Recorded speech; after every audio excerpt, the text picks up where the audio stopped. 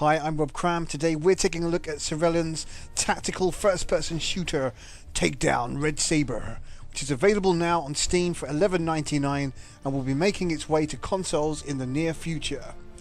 Takedown presents a handful of scenarios for solo players, in that there's the option to tackle the 5 maps in mission mode with a team of 3 AI companions in tow. Missions range from infiltration with hostage rescue, disarming bombs and taking out tangos. During mission mode is the only time players will be able to feel a connection to the team spirit outside of playing online with others. Each team member is outfitted with specific gear, so for example, one is equipped with a sniper rifle, whereas 2 others possess silenced automatic submachine guns. The game prides itself on being realistic in its approach, and yet from the offset there are fundamental flaws in this ideal.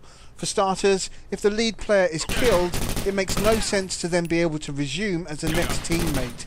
However, this is the case, and as each player is killed, and yes, you'll be killed quite frequently, you're stuck with the loadout of the teammate.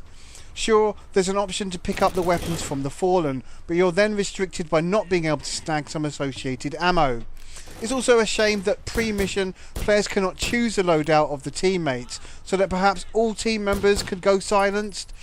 In light of taking over teammates upon death, it would have been neat for players to hot swap between the teammates at will to make better use of their individual loadouts. In action, the combat is tense, brutal and fairly fluid, although there are some issues with hit detection at times and glitches where iron sights won't work at crucial times. There are some neat physics though, which include bullet penetration of surfaces, which adds to the realism when shooting through wood and glass. The player movement is also good and can also be slow paced or as swift as players desire. What's neat are the little touches such as heavy armour restricting player movement but offering better defence, or ammo types having differing effects on enemies. There's even a cool peeking around corners action which, whilst fiddly, does feel rather good. Yet with such attention to detail, it's somewhat wasted when the team and enemy AI is so wonky, to use a better word. The team AI can be tailored to suit whatever situation you're in, with rules of engagement commands available at a press of a button, and team hold and move commands being the only 2 action based on orders.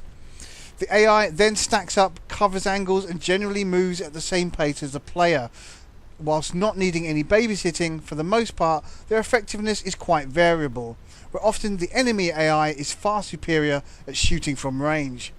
It would have been good to have a bit more direct control of the AI team members, such as being able to point to locations for them to move to, enabling more precise combative elements. The enemy AI is highly aggressive, and with no option to choose to ramp it up or lower, players are presented with enemies who can spot you far better than you can spot them, and have better accuracy and reaction times. In some ways, this unforgiving approach works well in context of the game, and means players are forced to inch their way around corners. On the other hand, it's pretty frustrating when one enemy can pop out of nowhere and gun down the entire team, with players simply left to watch each man get gunned down one after the other. Takedown also features bomb defusal and tango hunt modes, where players ditch the team entirely and simply go solo. The objectives are simplified here, but the enemy AI proves to be quite challenging, especially in the absence of no spotters. Takedown offers some bright and bold visuals, which are perhaps lacking in detail but convey the job well enough. That said, some of the locations on offer are a little dull and could have included a bit more variety from a visual perspective. Biolabs and the HQ maps are the 2 most visually pleasing offerings. The game's character models are fairly detailed, although there are some oddities with the animations at times. The ragdoll physics are also a little comical as well, which takes away from the realistic flavour of the game. In terms of playing, the game does run pretty smoothly, even at 30 frames per second, and it's not such a resource-hungry game for lower spec PCs. The audio is fairly sparse, although there's a mission briefing and banter from the AI in-game. The rest of the game is filled with ambient sound effects, giving players a chance to hear footsteps and voices, which is rather handy when sneaking around. In terms of longevity, it's easy to sink many hours into the game, but this is perhaps due to the sheer difficulty and a one more go factor.